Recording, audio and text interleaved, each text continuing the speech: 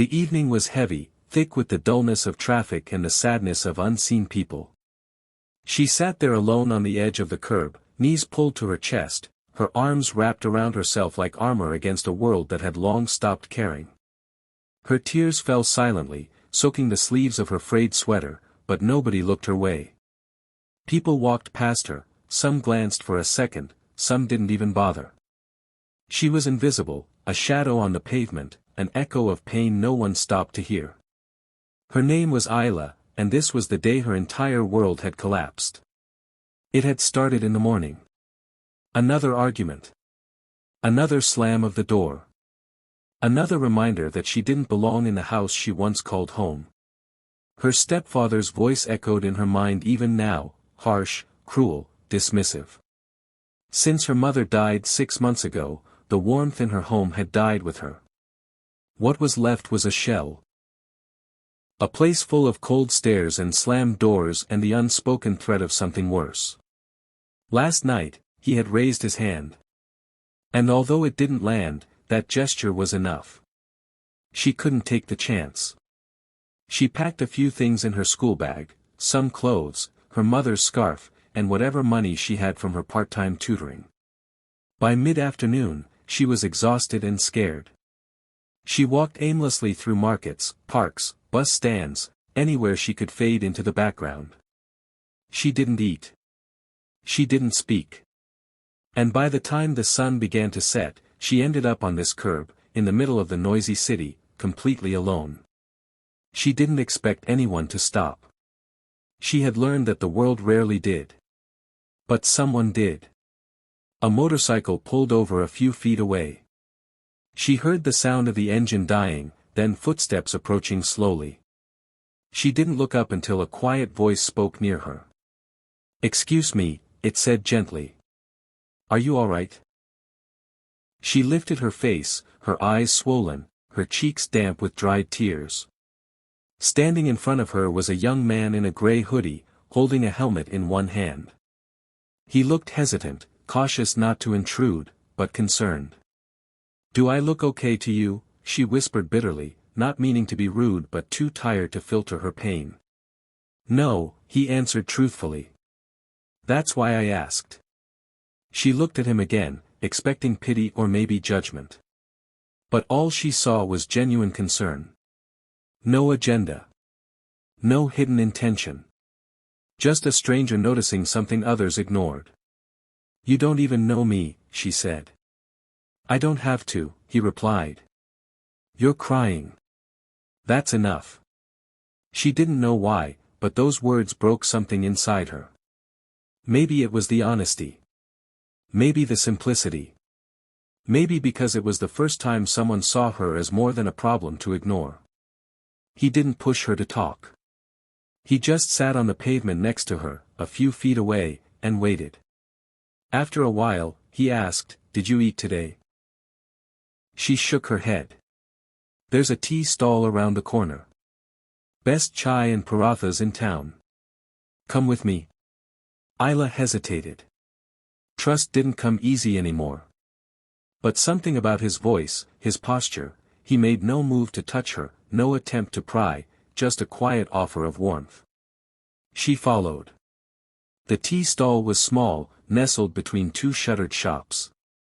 He ordered 2 cups of tea and a plate of hot, flaky parathas with omelette. They sat on a bench. The warmth of the cup against her fingers brought a strange comfort she hadn't felt in weeks. He introduced himself as Rayyan. She said her name softly, unsure why she was telling him at all. But once the food was in front of her, and he still hadn't asked her any personal questions, the words began to spill. She told him everything. About her mother's death. Her stepfather's neglect. Her loneliness. The suffocation. The slap that almost was. The silence that followed her everywhere. Rayyan listened. Not like someone who was curious. But like someone who understood. When she finished, she braced for judgment. Or pity.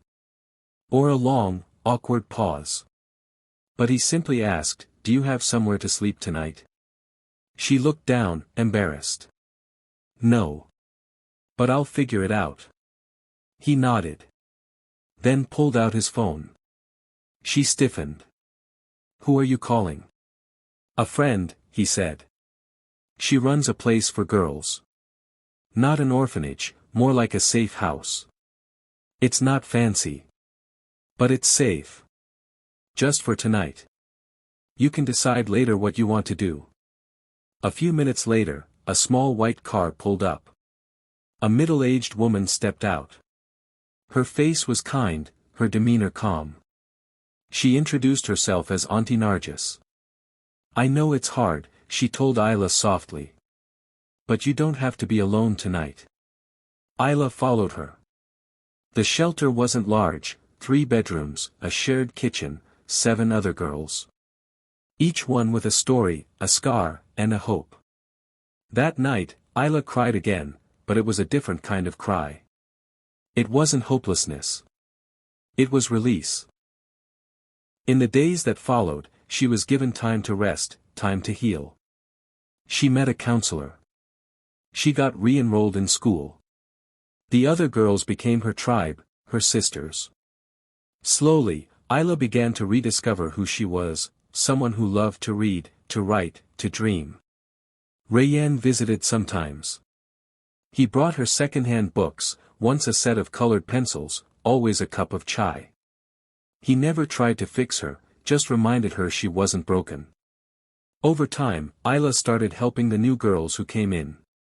She wrote short pieces about healing. She started a blog anonymously, called The Curb Diaries. It became a small sensation. NGOs reached out. An organization asked her to speak at a youth event. She was just 17. At 19, she got a scholarship to study social work. She moved into a hostel, continued volunteering at the shelter, and kept writing. She traveled to other cities to speak about youth homelessness, mental health, and the power of kindness. All the while, Rayyan remained quietly in the background, sometimes a mentor, always a friend. He worked as a delivery driver by day, studied at night, and never once made her feel like she owed him anything. One day, Ayla asked him, "Why did you stop that day?" He smiled. "Because once, someone stopped for me too." When she pressed, he told her how, at 15, he had lost his father and had been sleeping near a closed bakery, hungry and cold. A man named Mr. Ibrahim had found him, given him shelter, then a job, then helped him return to school. "I just wanted to do for someone what he did for me," he said simply. Years passed. Ayla became a known voice in advocacy. She started her own organization, a network of micro-shelters and mental health resources for runaway youth. She was invited to speak at international panels. Her TED Talk titled "The Girl on the Curb" reached over 2 million views. But through all the accolades, she never forgot. Not the curb. Not the tea. Not the stranger who sat beside her without asking for anything in return. One evening, after an award ceremony, she found Rayyan standing near the back of the auditorium, clapping quietly. She walked up to him and held out the award. "This belongs to you too." He smiled. "You earned it. I survived because of you. You survived because you're stronger than you know." They walked outside together. Sat on a bench. Drank chai from a roadside stall, just like years ago. She looked at him and said, "Thank you for stopping." "I'm just glad you kept walking," he said.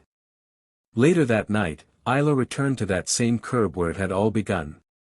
She stood there for a long time, watching the traffic, the people, the noise. Then she took out a small can of spray paint and carefully wrote on the wall behind the curb. "If you're crying here, hold on. Kindness is just around the corner."